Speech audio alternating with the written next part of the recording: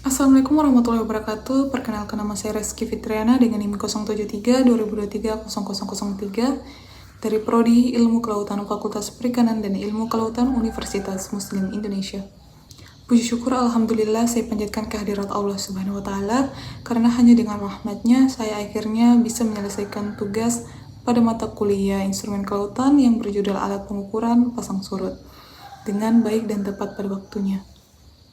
Tidak lupa saya sampaikan rasa terima kasih kepada dosen pengampu mata kuliah Instrumen Kelautan yang telah memberikan banyak bimbingan serta masukan yang bermanfaat dalam proses penyusunan tugas ini, yaitu Ayahanda Dr. Insinyur Asbar MSI, serta rasa terima kasih juga saya hendak ucapkan kepada rekan-rekan mahasiswa yang telah memberikan kontribusinya baik secara langsung maupun tidak langsung, sehingga tugas ini bisa selesai dengan baik pada waktu yang telah ditentukan. Jadi, saya akan menjelaskan secara umum terlebih dahulu, yaitu apa sih yang dimaksud dengan pantai. Jadi, pantai adalah sebuah bentuk geografis yang terdiri dari pasir dan terdapat di daerah pesisir laut. Wilayah pantai terbentuk karena adanya gelombang serta arus air laut yang menghantam tepi daratan secara terus-menerus.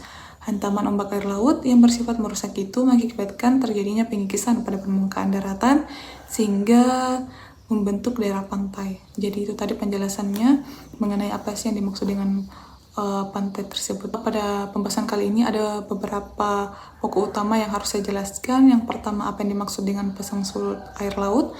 Yang kedua, instrumen apa saja yang digunakan dalam pengukuran pasang surut. Yang ketiga, bagaimana metode pengukuran pasang surut. Dan yang terakhir, apa manfaat dan aplikasi data pada pasang surut. Jadi langsung saja untuk mengefisienkan waktu, saya akan menjelaskan tentang apa sih yang dimaksud dengan pasang surut. Jadi pasang surut laut itu atau biasa disebut dengan tide adalah fluktuasi periodik permukaan laut akibat gaya tarik gravitasi antara bumi, bulan, dan juga matahari.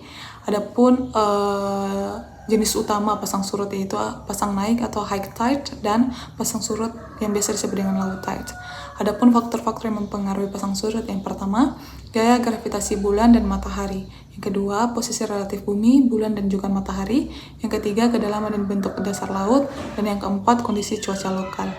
Selanjutnya, saya akan menjelaskan tentang instrumen pengukuran pasang surut, yaitu tide staff atau tongkat pasang surut.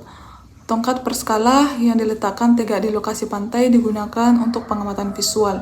Yang kedua, pelabuhan atau pelampung, steering well atau biasa disebut dengan sumur pasang surut. Jadi sistem sumur yang mengurangi pengaruh gelombang dilengkapi pelampung dan sensor pembaca ketinggian air.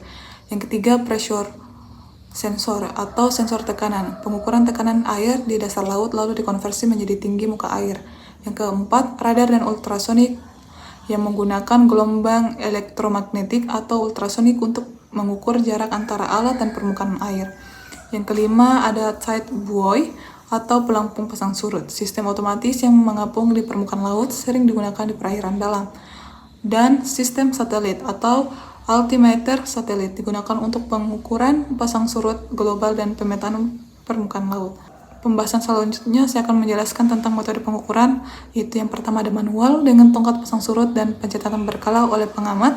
Yang kedua, otomatis menggunakan sensor tekanan radar atau sistem digital dengan perekam data otomatis. Adapun pengukuran jangka panjang dilakukan untuk studi pasang surut tahunan atau dekadal, dan pengukuran jangka pendek digunakan untuk kepentingan survei lapangan atau kegiatan tertentu. Selanjutnya saya akan membahas tentang analisis data pasang surut. Data pasang surut dianalisis untuk menentukan komponen harmonik pasang surut seperti M2, S2, K1, dan O1 yang mewakili gaya-gaya pasang utama. Dan aplikasi data pasang surut. Yang pertama, navigasi dan pelayaran menentukan waktu aman untuk masuk atau keluar pelabuhan.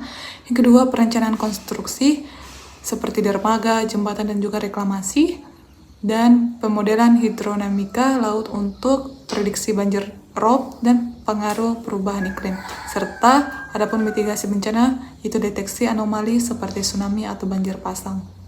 Baik, adapun kesimpulan dari pembahasan kali ini yaitu pengukuran pasang surut laut merupakan aspek penting dalam ilmu kelautan. Berbagai instrumen dari manual hingga otomatis digunakan untuk memperoleh data akurat. Metode pengukuran harus disesuaikan dengan tujuan pengamatan. Data pasang surut memiliki manfaat besar di bidang pelayaran, teknik pantai, mitigasi bencana, dan penelitian ilmiah.